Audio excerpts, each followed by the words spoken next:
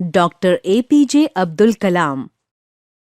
जनता के राष्ट्रपति कहे जाने वाले डॉक्टर एपीजे अब्दुल कलाम का व्यक्तित्व प्रत्येक व्यक्ति के लिए प्रेरणादायक है। इस पाठ में हम उनकी कहानी उन्हीं के मुख से सुनेंगे। मैं यह बहुत गर्व के साथ तो नहीं कह सकता कि मेरा जीवन किसी के लिए आदर्श बन सकता है, लेकिन जिस तरह मेरी नियति ने आकार ग्रहण किया, उससे किसी गरीब बच्चे को सांत्वना अवश्य मिलेगी, जो किसी छोटी सुविधाहीन सामाजिक स्थिति में जी रहा हो। शायद मेरी कहानी उसे निराशा की भावना से मुक्त करने में सहायक हो।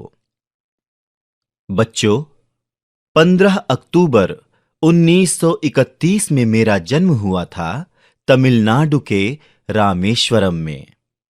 मेरे गांव का नाम था धनुष कोडी।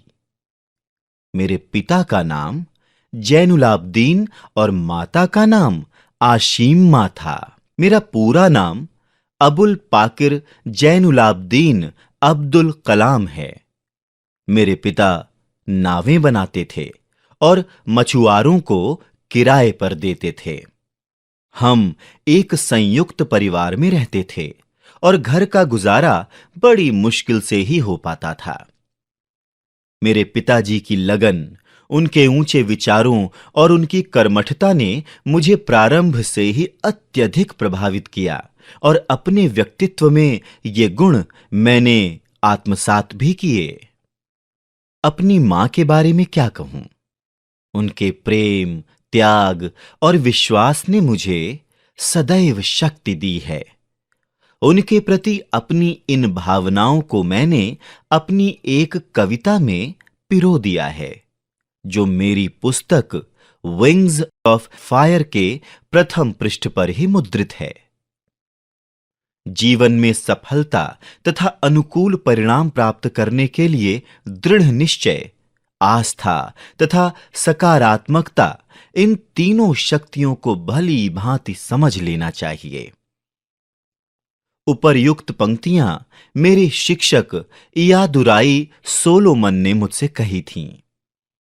5 वर्ष की आयु में मैंने पंचायत प्राथमिक विद्यालय रामेश्वरम से अपनी शिक्षा दीक्षा आरंभ की।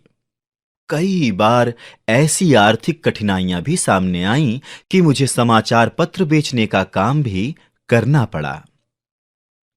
1958 ईस्वी में मैंने मद्रास इंस्टीट्यूट ऑफ टेक्नोलॉजी से अंतरिक्ष विज्ञान में स्नातक की पढ़ाई पूरी की।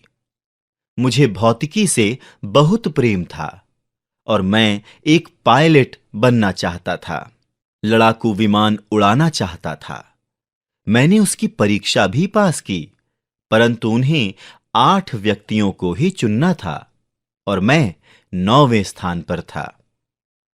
यहीं से मैंने अपनी दिशा बदल ली। जब तक आप अपना 100% योगदान नहीं देते हैं, तब तक आप सफल नहीं हो सकते हैं, और आपके द्वारा दिया गया 100% योगदान आपको कभी असफल नहीं होने देगा। 1962 ईस्वी में मैं भारतीय अंतरिक्ष अनुसंधान संगठन से जुड़ा और मैंने परियोजना महानिदेशक का पद संभाला। भारत का पहला स्वदेशी उपग्रह प्रक्षेपास्त्र SVL तृतीय बनाया। पृथ्वी और अग्नि जैसे प्रक्षेपास्त्र स्वदेशी तकनीक से बनाए।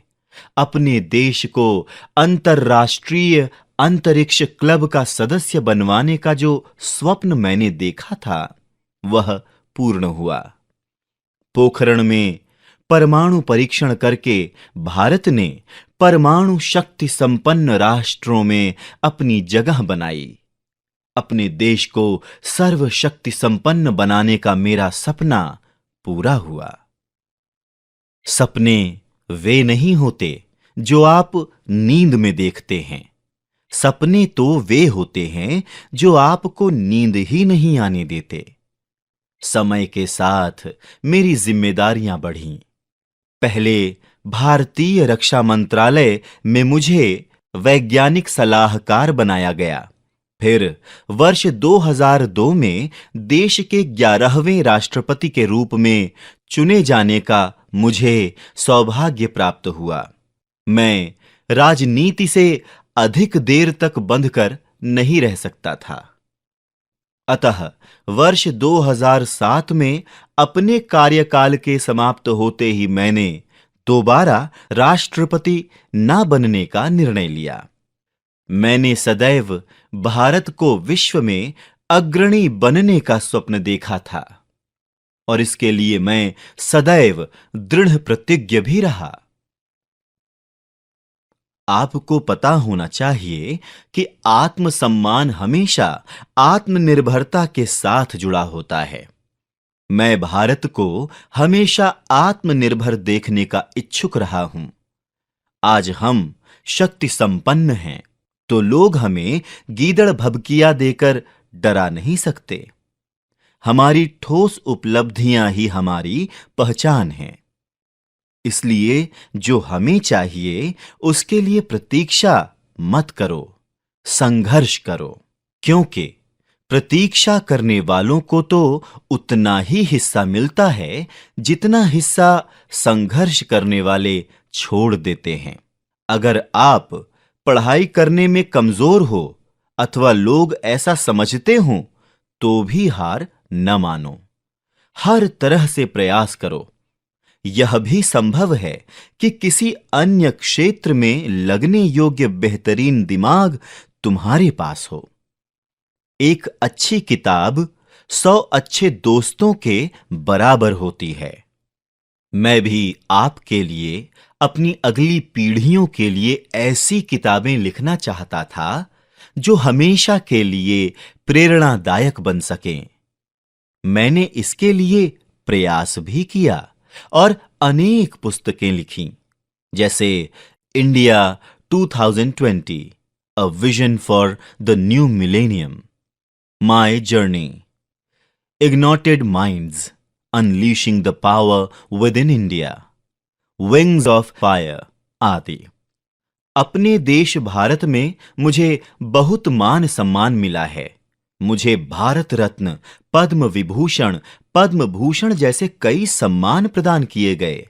अनेकों विश्वविद्यालयों ने मुझे डॉक्टरेट की मानद उपाधि दी। बच्चों, संगीत में मुझे विशेष रुचि है। मुझे कर्नाटक भक्ति संगीत सुनना बहुत अच्छा लगता है। कभी कभी वेन्नई वाद्य बजाता हूं। बचपन से ही अपने देश की मिली जुली संस्कृति से मुझे बहुत प्रेम रहा है। मैंने गीता का अध्ययन मनन पूरे मनोयोग से किया है। बच्चों से अपने विचारों का आदान प्रदान करना मुझे सदैव भाता रहा है।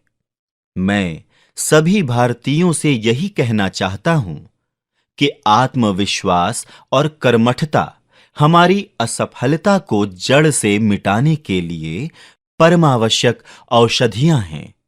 जय हिंद। एक सूर्यास्त। 27 जुलाई 2015 को शिलोंग में डॉक्टर अब्दुल कलाम का निधन हो गया।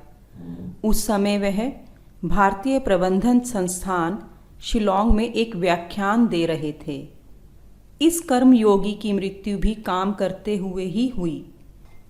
वे लगभग 84 वर्ष के थे।